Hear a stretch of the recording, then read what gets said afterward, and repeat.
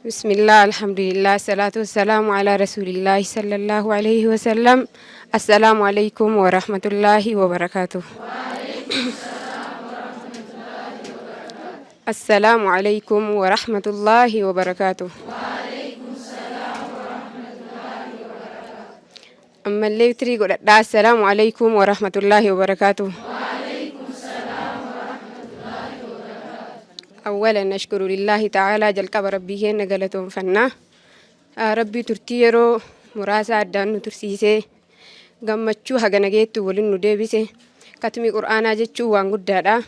Akkasuma wantoonni jidduu kana baratamanii fi jijjiiramni jidduu kana argame kama waliinuu argaa jirru kana fi sababni guddaan ustaazota as keessaati.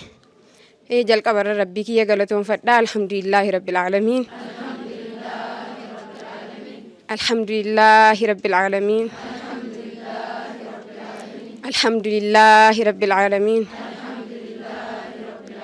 بعد ربي تي نمني نمن غلطون فني ربي نلين غلطون فتدني بعد ربي كناتي أما اللي نمني غلطون فمك أبو دربوتو جماعة كناتي دربوتو جماعة كنا عاد زمزم جرو يوكان دربوتو جماعة كنا أكو ميسين بيتن هذا جماعة كنا كأسين هندنو بيتن هدو تكسان غلطون فدا تعريفي آري كنمن إرابي كوفي كنمن إرامبي نلي بو أبأي هدو جيساني بكا كنا نغاو ساني تيف ammallee akkuma kana dura sa'aatii an beekuu caalaayyuu hojiin jam'aa kana akka cimaa itti fuufe akka inni ulfaataa jiru osoo argu carraan akkuma isin argitan sanii yeroo muraasaaf inshaallah fuulduratti deebi'uun kiyya waan hin hafne du'aa illee naa kadhattanii hedduu takka nama jechaanillee galatoonfachuu dadhabu rabbi anillee isaan galatoonfadhe rabbi isaan naa haa galatoonfatu. Rabbi isaan naa haa galatoonfatu.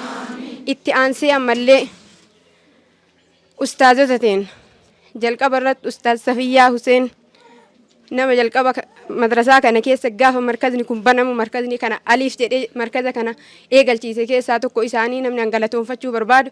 Itti aansee ustaazonni teenna ustaaz Khadiijaa akkasuma ustaaz Aliyaan fa'a akkasuma Saaniyaan as keessa jiranii galatoonfadhaa. Anillee isaan galatoonfadhee rabbi isaan haa galatoonfatu.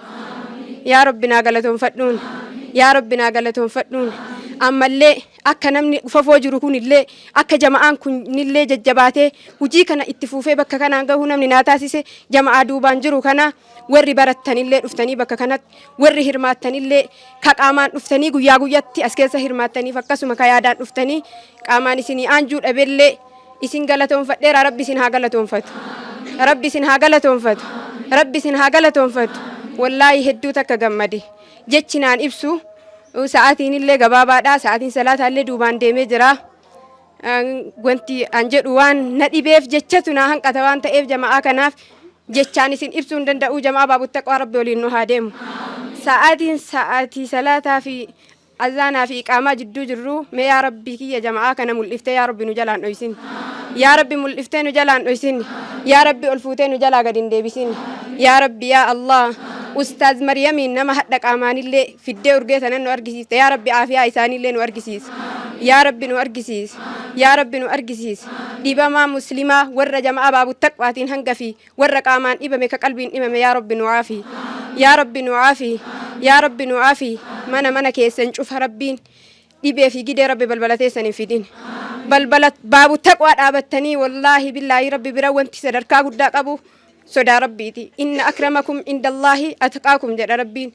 Wallaahi maqaan keessanillee akkasuma ta'ee sifti keessanillee akkasuma rabbiinillee akkasuma isiniin haa jedhu. Akkuma nu isin laalle kana rabbi isiniin haa jedhu. Nu isin irraa jaalanne rabbi isin irraa haa jaalatu. Wabillaahi tawfiiq. Wassalaamu alaykum wa rahmatullaahi wa barakaatuhu.